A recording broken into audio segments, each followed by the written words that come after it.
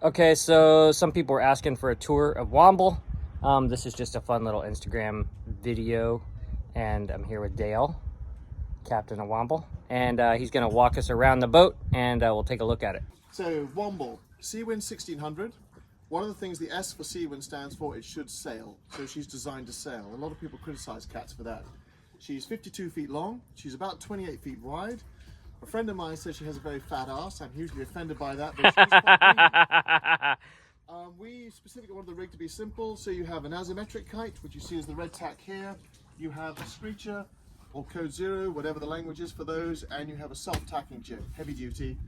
Very simple mainsail with inline reefing, no sort of furling in boom or mast, just nice and simple. Now what? Nah, and you did not want furling boom, No, and God, yeah. no. I just have a paranoia. I've sailed older boats where those things have either seized up. I think the boom is easier because you can get to it, but in mast, I mean, if that goes wrong and you're at sea, Absolute nightmare. So the boat was very much built, and the way we did it was that we wanted everything to be redundant and simple. So the rig is heavy duty and aluminium. And you had this boat factory new delivered, right? Yes, we had our first ever new boat we've ever owned in our lives, and we had her built in Vietnam by Seawind, and she was delivered to Florida, and then we sailed her up to Charleston, where we did some shakeout cruise for about 500 miles, and then we headed out. And from that point, we did a year and a half away from any really modern dock or anything. So we didn't plug into shore power until we arrived here in New Zealand, for example. So she's designed to be self-sustaining. She's been an awesome sea boat and looked after us. We've had the two of us for passages up to 1,500 miles and really at 3,000 miles plus for up to the Pacific. How many? We only did one before we picked ourselves up. But we had a crew of 4 or 5 with friends and fellow skippers, which was great. It just helped with the watches. So in terms of just quickly showing people the boat, one thing you'll notice about boats like this is we have very long bows. They almost make up a third of the boat, which give you very easy riding motion at sea, and she's brilliant for that. She'll sit on about sort of 9-10 knots, good motion, reef down, relaxed. Big area on the tramps, and nice big longeron with a sort of 40 kilo or 80 pound anchor, depending where you are from in the world. Heavy duty chain, 100 meters of that. Self-furling, no electrics here, self-furling jib. The only electric winches we have are one for hauling up the main halyards, because cruising sails on cats this size are big and heavy. So we use it for that, and we have one aft winch, because furling in the Jenicas, you can do it, but it's 10 minutes of working up a sweat and a bit of a cardio workout. And then when there's just the two of us, it's just easier to have that on an electric, which is easier. So nice area up here for just working all the sails. You've got the spinnaker out, you've got loads of room at sea, it's very comfortable. And if you come back, here we have basically 2 big 4 lockers, nice and deep all the way down, anchor locker in the middle, and I'm not going to open everything up in my 3 minutes. Yeah. 4 halyards coming to the base of the mast, which is handy. You can see the anchors in the middle of the longeron, so you can get to it. The bridle fits just laying on here, so everything's accessible from up here without you having to go to the edges of the boat, which is actually really, really helpful. You can see the space. I'll keep wandering you back. Or wombling us back. Wombling is back. Seawind go for slanted windows. A lot of modern designs go vertical with overhangs to cure reflection. There's pros and cons to this. We've taken one green wave off Georgia, which came across the boat this way and just swept off the boat. Wasn't a problem at all. The visibility sitting from the cockpit looking up, you can see the whole rig, I quite like. We will have to get some external covers to keep the heat out. But overall, as a personal thing, and I haven't sailed that many catamarans, I actually quite like this sort of armored glass here, which gives you great visibility when you're inside and looking out. It makes a big difference. I noticed on one of the windows too, it says Lumar, so they were produced by, at least the lower ones were produced by Lumar. Yeah, well, you've got perspex there, obviously armored glass here, and the same on the sides. And then it's pretty straightforward as we come along, but what is quite useful to note here is the solar. We run about approximately 1460 or 1500 watts, but there's big channels in the bimini here, and it comes off the mainsail, and we have quick fits at the back I'll show you shortly, and that allows us to catch water really, really well. In a squall, we can get like 100 litres an hour back into our tanks. Wow. And we were constantly replanning with rainwater. It's very old-fashioned. I just run hose pipes from the back of the bimini back up into the tanks here, but there's enough fall for it to work. The main has a nice big cradle, so it makes it very, very easy just to drop. and you can go up and tidy it up later. So if you're ever trying to drop or reef quickly, it's very workable. Yeah, and how heavy did you say your main is? Oh, I dread to think. It's got to be a couple of 100 pounds or 120 kilos, 240 pounds. It's heavy. Crazy. If you're trying to pick it up between two grown men, it's a very heavy deadlift, and you have to halyard it back on the boat. Yeah. That's before you put all the battens in, which are the length of this boom, some of them. So it's a big old thing. And then if you look at the back here, you'll see, again, pretty meaty. The preventer's built into the boom. Which, that's amazing. So and cool. You've got, obviously, it always makes me laugh this. They put massively beefy shackles on here, which I get. But of course, this is only as strong as the hard and resistant shackles that we've got on, as you can see there. So she's a twin sheeted boat.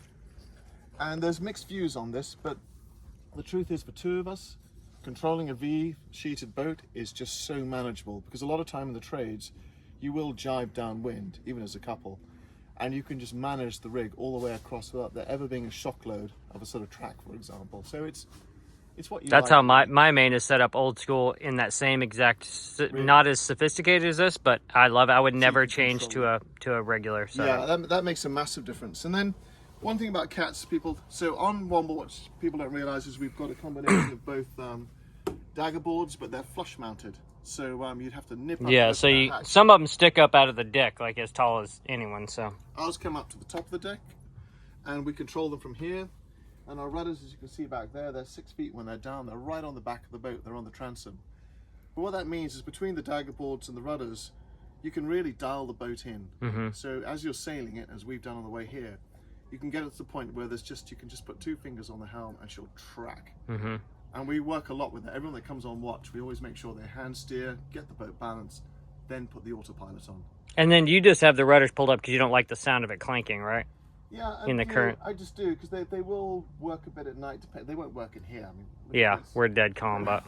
When you're anchored in a big swell, Mm-hmm. you can sometimes hear them work. And then, like, what is your draft with everything pulled up, with dagger boards and rudders pulled up? 2'5", or I can do it on my knees. It's basically here. Wow. So if I'm stood up to my waist, I've got about that much under the boat. That's amazing. I've done lots of research of that in the Bahamas. Nice, simple, tall rig. These we took off in the Bahamas and we put back on in New Zealand. In between them, we never used clears at the back. I don't like clears because I like to see what's around the boat. Mm-hmm. But they've been great. And walking you back here, just nice, simple 4-stroke dinghy. Barbecue. I know it's a luxury, but it's a great luxury. Yeah. Fish stuff, but simple 3-meter-80 dinghy with a 15. It just means it goes on the plane with 4 of us. We go miles in the dinghy. Having a open sort of Land Rover type dinghy is good. 2 main sheet winches here, and then all the sheets go into the bins, which is a really good idea, I think, as you can see. I love these cutouts, how the seat can stay down and the lines come out. It's fantastic. All sorts of stuff. Really Life raft cool. goes underneath. So you can see here's a release for the life raft, which is literally under where I'm standing now. More sheets just being chucked in. And this is your main, that's your electric winch, right? Yeah. Yeah. This is the main electric winch, and the only other one that's electrified, which actually has the Jenica furler on it now, the screecher, is that one there. Because it just makes it easier when you're either single-handing, which you do when you sail as a couple. Yeah. So I'll furl the Jenica on my own because I can put it on the electric. Well, electric winches can be very dangerous in the wrong hands, so. We don't actually that's a very good point, because we just don't let people that don't know the boat use them. Or a lot of the time when we use the electric winch, what we often do, particularly if we've got someone just tailing, is we just let them tail. So nothing gets over cranked. Because if they're sort of wound on 5 times and people can overpower stuff. And Yeah, stuff. that's how things get destroyed. Yeah. And then cockpit area, our lounging area. I mean, James, you've sampled this. Yes. It's hilarious because, I mean, I've sailed a lot of boats like James has, and I had the same thing when I came on board here, which I was overwhelmed by space. Yeah, it is immense. But we have a massively open cockpit area, and our helm stations, interestingly, are both separate. And when I say separate, apart from a stay bar connecting them, we actually had just a problem, that sort of weld fracture, which we quickly fixed. But it just meant you could isolate the problem there and just use the other helm station. It's amazing. It's a true redundancy rather than having 2 sides that is, can fail together. Yeah. So they're rod steering, very robust and independent. And then we also, as redundancy, have 2 autopilot systems, because there's one here, one there, and we can swap them on the chart table. And I tend to alternate them so they're not overworking. Because the big heavily quarterly swells offshore, you know, for days and days at a time, as you know, James, they work hard. For sure, yeah. Particularly on a boat like this. That's the beauty of having the access to a smaller boat with a wind vane, because those things don't wear out. The bigger the boat, the bigger the loads. I think that's a big thing I've learned about this, and you've got to sort of manage that constantly. And I think that's the difference if people are sort of asking about boats like this is you're sailing reefed, you're keeping the boat working at about sort of 70% ideally the whole time, so you've got redundancy if it gusts up. And Womble's really good at that. She doesn't slow down if you put 2 reefs in. And you just want that, like I said, that sort of 8 to 10 knot easy loafing cruising speed where everyone's comfortable and everyone's confident. And the boat's just, you know, relaxed. So yeah, big spacey cockpit, easy as you can see at the back in terms of the sugar scoops when the rudders are down, of places to get on and off the boat, which is nice. And let's take you inside. Alrighty, now here you see domestic bliss. So let's start with the Galley. Tree's modelling it quite well. And yeah, you say, sweetie, you find it useful for the road? Oh, well, we've got a nice sized fridge here and one in the cockpit and a freezer, double-sided freezer here. We've got a gas hob and a combination electric oven, so it can be microwave and fan. And you've had to cook for an army on minimal boats. So what's your favorite part of this sort of elaborate galley? I like the G. I think they call it a G shaped galley. Of course, yeah, I haven't looked at it like that before. I just love the workspace. Yeah. Otherwise, you're always putting things down where you need to work. Yeah, for sure. Yeah, it's super. We one thing I'd say is the interesting thing about when you have boats like this is you've always got an energy draw. So, and without being geeky about this for people, because I am not into electrics, but basically it takes about 15 amps an hour to run this boat. So you've got to ask yourself what solar's putting in, all of that good stuff. So you want to be positive of that to charge your house bank of batteries. We do have a generator. We rarely use it. And what is your lithium? You have a lithium bank, house bank. What is your house bank? We have a house bank of 800 amps, and in this day and age, is 2 Gucci batteries. It's amazing, like briefcases. Yeah. It's incredible. And they're smart, and they're managed, so that works really well. And it's about right for this boat. Even with the maximum we've had for a long period of time has been 5 of us on board. I'd say, and that was doing, you know, 16 days, 17 days offshore. All right. So then actually walking through the freshwater tanks, you know, using your water maker. And these boats, you are systems managing as well. You need to make enough water to keep your tanks topped up to a safe level. So you could cross the Pacific with just what's in your tanks. And then if you keep making water and topping them up, you get to a safe limit, and then you can have a luxury like a shower. Yeah. But not until you get past that safe limit. Yeah. The whole crew in Tree will laugh at this, all call me the water Nazi, because no one gets any free fresh That water. is a valid thing to be very strict about. Until we get across the line and everything's safe. Yeah. Chart table. It's kind of an important part on any boat because you spend a lot of time here and you want to just be able to relax, and the visibility from it is just superb. Even if you're at sea, you've got a good all-round, and like I said, I can sit here and I can see straight up the rig and see what's going on.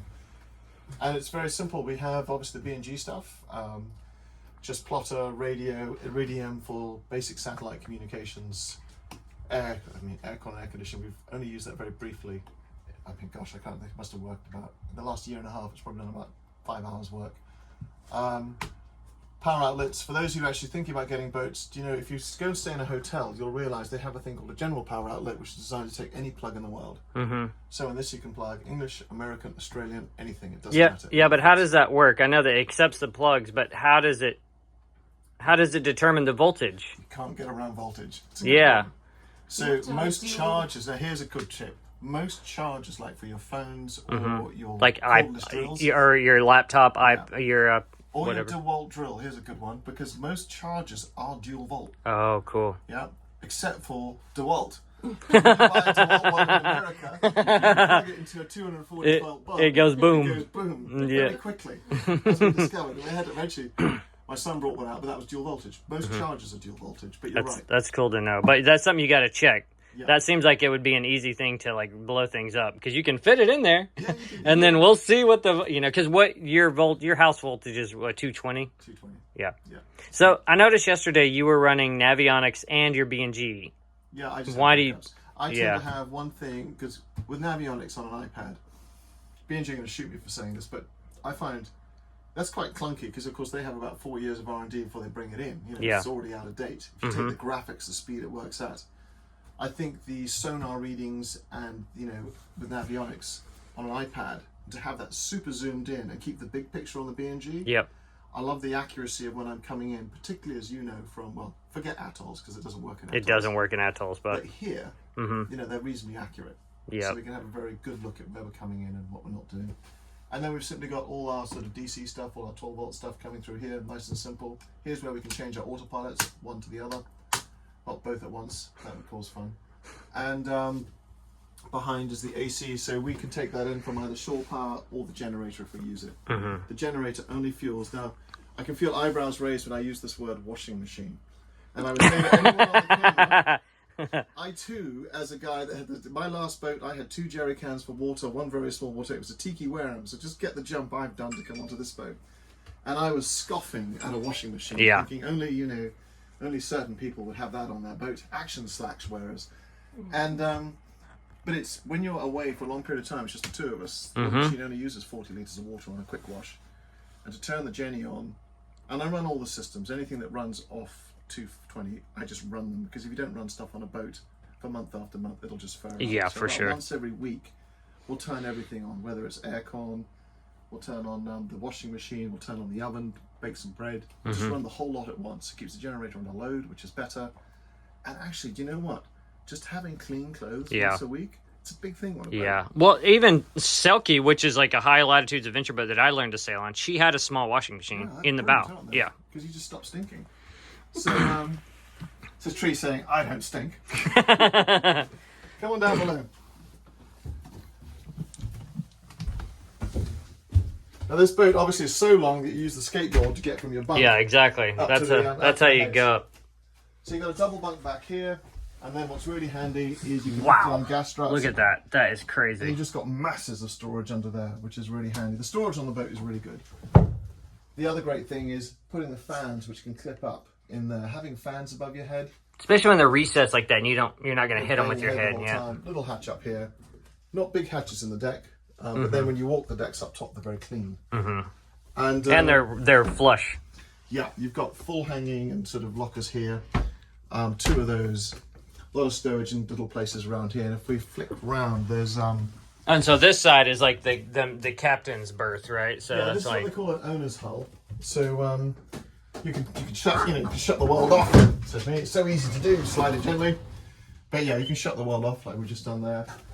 Great access to all the electronics in here, which is fantastic. So you can get up behind the chart table into the water tanks. So everything on the boat's very accessible. You know the problem we have with water pumps, James? Well, it's right there.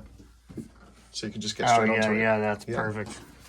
And then just a massive. When I first got this boat, I was lying back there, overlooking my toes to here, thinking my last boat wasn't even that long. But we're incredibly lucky, and I often say, do you know what? This is a 2.5 bedroom flat that happens to sail. Oh, here's your washer. Yes, That's the blended cool. washing machine. That's cool. My question, that's Seawind if you're watching this. I'm assuming I have to get my angle grinder to it to get it out. Yeah. I mean, Also, look at that. Yeah. Yeah, exactly. Check all your stuff. So very simple. And one thing we run on this boat, which I thought was high consumption at first. I've never had them on a boat before. It's freshwater heads. But you probably noticed now there's no smell of bilge. Yeah. And what we do is we use rainwater and we keep them in like a sort of 20-gallon drum here. Not 20 gallons, sorry, 20-litre drum. And we just pre-fill the heads. So the flush is minimal. It makes minimal impact. So When you're at sea. So it keeps our fresh water for what we should be doing, which is drinking it. Take it around to your side. And this is the emergency hatch with the hammer. Yeah. So if the boat capsizes, you use that hammer, and that's how you get out. I'm assuming you're going to be motivated by huge amounts of adrenaline at that point. And having a very bad day. Yeah. And then we get into the garage, as I call it now. And we throw everything into here. But glass half full, glass half empty. This is either a very large single or a small double. Or what I like to call a just met bunk. People are still keen on the smell of each other's breath first thing in the morning. So, but we've had 2 people sleep up here a lot. They've never complained. I like it up here. It's a solo bunk, so you've got the big hatch and you can really vent. More storage up here. Obviously, we throw all our toys and bits in here for now. Another wet head. Yeah, wet head, wet shower. So everyone come down here with the cabins closed off. And I think one of the nice things about cats is people can have their own space. And we come back to James's royal suite. But again, you could have this as a single, you can have it as a double. There's loads of storage of anything. So cool. And And then pretty fans simple. again and Fans hatches galore. Yeah, Fantastic. plenty of storage. Awesome. Thank you. So I think that's the quick tour. And then For you the- have to give it your view after that, because that's the more Yeah, interesting then part. they can wait for the YouTube video of the cruisers conversation. Awesome. Thanks, guys. Pleasure.